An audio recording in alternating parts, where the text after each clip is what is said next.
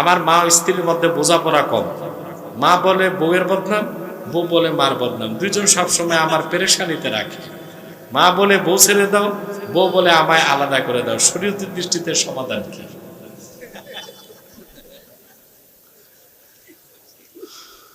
দেখুন, আপনাকে দেখতে হবে আপনার স্ত্রীর আসলে অপরাধ আছে কিনা। যদি দেখা যায় ঠিকই সে আপনার মায়ের অবাধ্য, কোনোভাবেই আপনার মাকে মানে না, তখন আপনাকে মার কথাকে প্রাধান্য দিতে হবে। আর যদি দেখেন যে না, মা আন্দাজি দোষ দেয়, যেটা শাশুড়িদের কাজ বাংলাদেশে, তখন আপনি আপনার মায়ের বিরুদ্ধে যেতে পারবেন না, তাকে ম্যানেজ করতে হবে। কি করতে হবে? স্ত্রীকে আলাদা ম্যানেজ করবেন, মাকে আলাদা ম্যানেজ করবেন, কিন্তু কোনো অবস্থায় মায়ের সাথে। দুপুর 1:30টায় প্রসব হয়েছে জোহরের ওয়াক্ত হওয়ার পরে, কিন্তু সেই দিনে জোহর পড়া হয়নি। নেফাস থেকে মুক্ত হওয়ার পর কি এই দিনের জোহরের নামাজ এর কাজা পড়তে হবে? উত্তর হলো যে হায়েজ এবং নেফাসগ্রস্ত নারীদের নামাজের ক্ষেত্রে কাজা করার ক্ষেত্রে শেষ সময় ধর্তব্য। কেউ যদি একেবারে শেষ সময় হায়েজা বা নেফাসাগ্রস্ত থাকেন, তাহলে তার উপরে সেই ওয়াক্তের নামাজ কাজা করতে হবে না। আর কেউ যদি আপনার শেষ সময়ে পবিত্র হন, তাহলে তার উপরে সেটা কাজা করা আবশ্যক হবে। অর্থাৎ শেষ সময় আপনি যে অবস্থা থাকবে সেটার উপর ভিত্তি করে আপনার জন্য বিধান প্রযোজ্য হবে। তো শেষ সময়টাতে যদি আপনি নাপাক হয়ে গেছেন বা আপনি অসুস্থ হয়ে গেছেন, নেফাসগ্রস্ত হয়ে গেছেন, সো আপনার এই নামাজ আর কাজা করতে হবে না।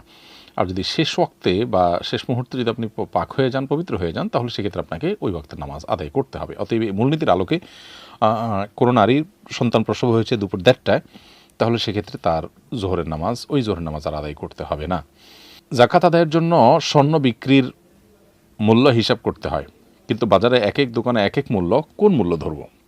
উত্তর হলো স্বর্ণের জাকাত এটা বিক্রয় মূল্য হিসাবে দিতে হবে যে কোনো নির্ভরযোগ্য দোকানির থেকে দাম জেনে, অথবা আপনি কয়েকটা জানলে সেক্ষেত্রে কয়েকটা খবর নিয়ে আপনার যেটা মোটামুটি স্টেবল এবং মাঝামাঝি সেটা ধরে সেই অনুপাতে আপনি জাকাত দিলে আদায় হয়ে যাবে ইনশাআল্লাহ তাআলা। আর স্বর্ণের দামের ক্ষেত্রে খুব আহামরি বেশ কম সাধারণত হয় না, বরং আজকের পৃথিবীতে স্বর্ণের দাম যে কোনো দেশেই অনেকটা স্টেবলই থাকে এবং খুব বেশি হেরফের হয় না। এই গহনার কী দাম বাজারে আছে, কয়েকটা দোকান দেখলে খুব বেশি হেরফের হবে না। প্রয়োজনীয় সতর্কতার জন্য একটু অতিরিক্তটা বা যেখানে একটু বেশি পান সেটা ধরে আপনি জাকাত দিয়ে দিবেন, হিসাব করবেন।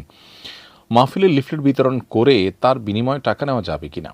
মাহফিলের লিফলেট বিতরণ করতে গিয়ে আপনার সময় ব্যয় হয়, আপনার শ্রম ব্যয় হয়। অতএব এটার বিনিময়ে আপনি যদি অর্থ গ্রহণ করেন, টাকা গ্রহণ করেন, সেটা মৌলিকভাবে কোনো নাজায়েজ বা গুনাহের কাজ হবে না।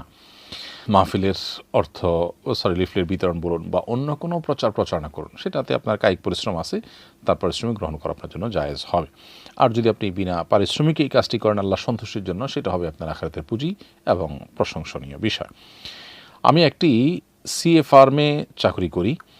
সেখানে হিসাবে গড়মিল করার জন্য সরকারি বিভিন্ন অধিদপ্তরে ঘুষ দিতে হয়, আর এই ঘুষের লেনদেন আমাকে দিয়ে করানো হয়। এক্ষেত্রে আমি কি গুনাহগার হচ্ছি? হ্যাঁ, আপনি নিজে যদি এই ঘুষের লেনদেন করতে হয়, তাহলে আপনার এই চাকরি আপনার জন্য করা জায়েজ নেই, যেখানে আপনি প্রত্যক্ষ ঘুষ গ্রহীতা বা ঘুষ দাতার সহযোগীর ভূমিকায় অবতীর্ণ হয়েছেন। এক্ষেত্রে আপনার যে কাজটি করতে হবে তা হলো আপনি আপনার কোম্পানিকে জানিয়ে দেওয়া যে আমি এই কাজগুলো করতে পারবো না, এছাড়া অন্য যে বৈধ কাজ আছে, হালাল কাজ আছে, সেগুলো তোমরা আমাকে দিয়ে করাতে পারো। তারা যদি সম্মত হয় আলহামদুলিল্লাহ, না হলে আপনি চাকরি পরিবর্তন করে অন্য কোনো হালাল এমন চাকরি খুঁজে বের করার চেষ্টা করতে হবে যেখানে আপনাকে কোনো প্রত্যক্ষ পরোক্ষভাবে কোনো গুনাহের সাথে জড়িয়ে যেতে না হয়। এমনকি সেই চাকরি পরিবর্তন যদি আপনার অর্থনৈতিক একটু অসুবিধার কারণে হয়, তাও আল্লাহর খাতির এই কাজটি আপনার করা উচিত। ইনশাআল্লাহ বিদিনিল্লাহ এর বিনিময় আজর আল্লাহর কাছে আপনি পাবেন দুনিয়াতে এবং আখিরাতে। এরপরে প্রশ্ন হলো, স্বামী সুদি লোন নিয়ে জমি কিনেছেন,